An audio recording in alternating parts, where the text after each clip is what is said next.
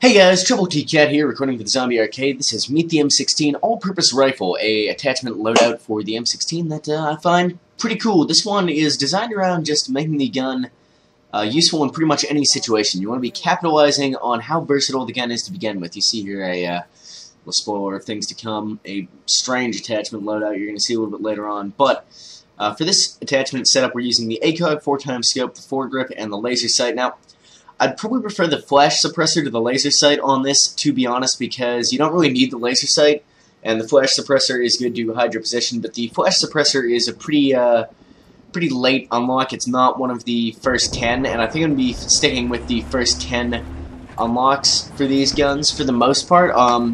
Not all the time, but basically if there's a setup that works for that setup that only uses things from the first 10 unlocks for that gun, I'll try and use that instead of really late things, because I want you guys to be able to jump in and run these setups yourselves pretty quickly if you're so inclined. Now, this is a really obvious setup for the gun. This is just something that probably anybody would throw together, but oftentimes, you know, the obvious setups are really strong.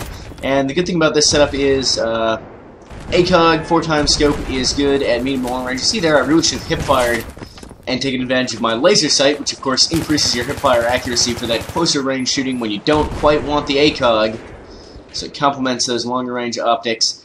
And the foregrip reduces your horizontal recoil, so the foregrip just has no downside, and you don't want a bipod on this setup. So yeah, if you want to use an underslung launcher, you can have the rail here, the underslung rail, for your grenade launcher or underslung shotgun.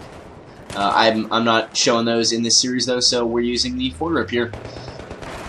So yeah, basically this is a setup that allows you to be effective at any range. You've got the ACOG for long range shooting and the laser sight for closer stuff like that, although I actually had my laser sight off there, which again just demonstrates it's not really necessary. I mean, if I can fucking sprint into a room prone and spray some dude down without even having the sight on, you don't need it. The hipfire accuracy on this gun is already more than adequate. I cut this game down a little bit more studiously than the last one. It is the same map, same game mode, Conquest. Once again, a reasonably good game for me, a little bit better than the last one, I think. I have gone a nice little run at the beginning here. I think I get a 6 or 8 kills. I think it's a 6 kill streak, and then I get a couple more. Anyway, see here, I'm just trying to hold down Bravo. There's a tank outside. I'm trying to avoid getting blown the fuck up by that, as I'm not an engineer. There's not much I can do about it. Picking up kills on the engineers and stuff, and basically this is always a good thing to do if you can, is just stop them from getting the flags. It means hiding near the objective if you can't take the enemies out, and that way you can block their capture, and that's what I was doing here, is, you know, I mean, I was killing some dudes, but there was nothing I could do about the tank, so I was just trying to stay the fuck out of its way. I do get picked off there, but I think I get revived. Anyway, I was just trying to stay out of the tank's way and block their capture of B, and we do lose it briefly, but we get back in straight away because somebody takes out the tank, and we kill the mans in the area, and basically it all goes pretty well for us. We managed to hold down the Bravo point and not lose it, which is good. Our competition in this game is no slouch. They have pretty bad overall strategy. You'll see in a minute, but they were trying to do the right thing at the beginning here, but then they kind of go crazy town. This is a pretty funny moment. I say need ammo at B because I have no bullets left in my M16. You may have noticed 7 shots left for a while, and I use those up. So I see support guy. I'll run over here and spam Q at his back, and he'll hear me yelling I need ammo, but he was fighting, so I'm like, oh, he's not going to drop ammo, he's fighting, but he probably wasn't going to drop ammo anyway, so I pick up his kit when he's dead. Well, the C4 by accident first. Drop the ammo kit, and then bring him back. Shown the only guaranteed way to get ammo out of a support player. Seriously, I don't know, I find assault players tend to be okay dropping their medkits, and reviving not so much, but dropping the medkits.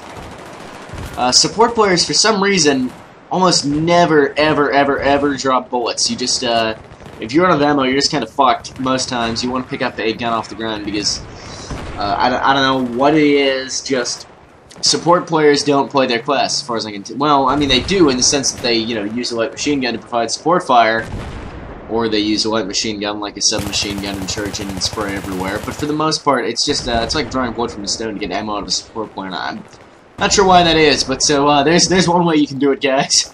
If you're playing Assault or any other class, you know, you can't revive them if you're playing any other class, but you can pick up the support kit, drop an ammo box, and then pick your kit back up from a dead dude.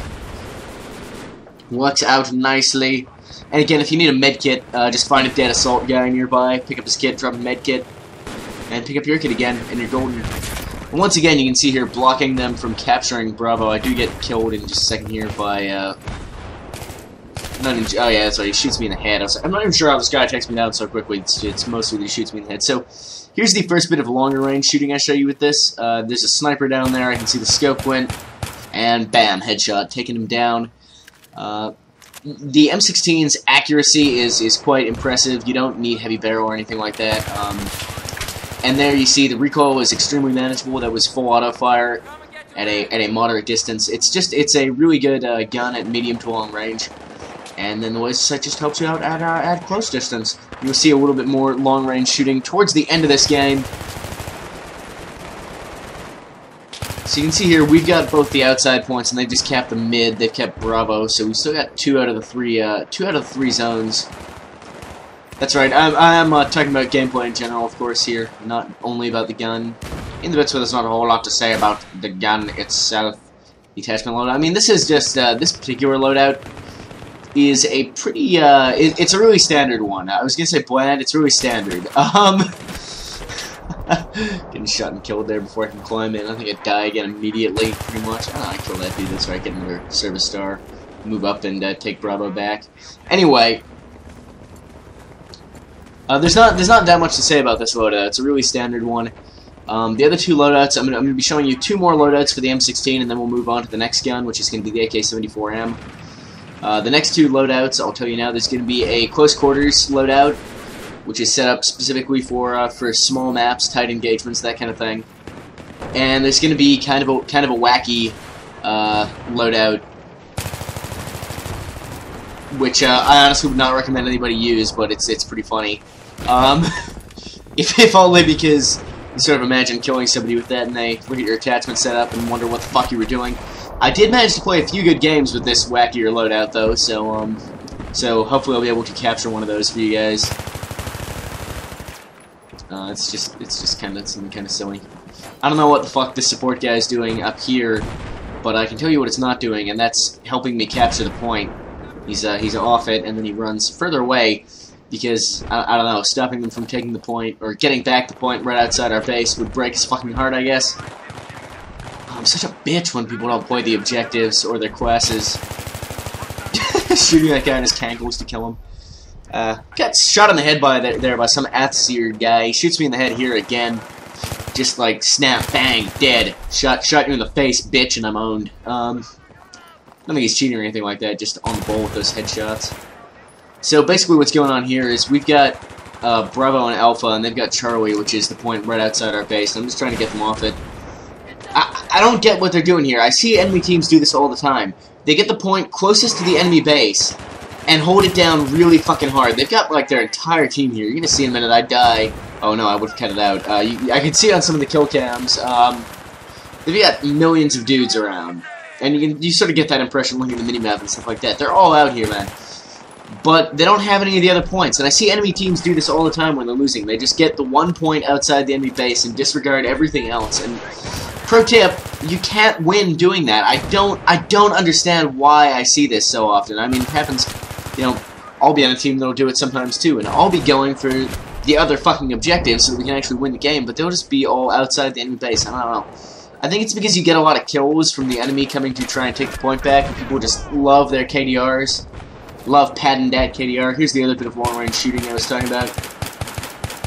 Missing a fair bit is fail on my part, not on the weapons part, and I do manage to get him in the end, and we achieve glorious victory. So basically, that's a good loadout for the M16, just an all-around loadout, good in any given situation, an all-purpose rifle configuration, if you will. ACOG scope, laser sight, or flash suppressor, and a foregrip, or underswung launcher, if you care to have that.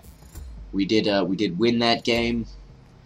I got a bunch of ribbons. I love ribbons. And my next M16 service star. That's my third M16 service star, if you're wondering. So that's 300 kills with that weapon. I've now achieved this series, helping me to get those. I'm playing a lot of games with the M16. I went 15 for 8. And that's the game, folks. Thanks for watching. Troubletcat out.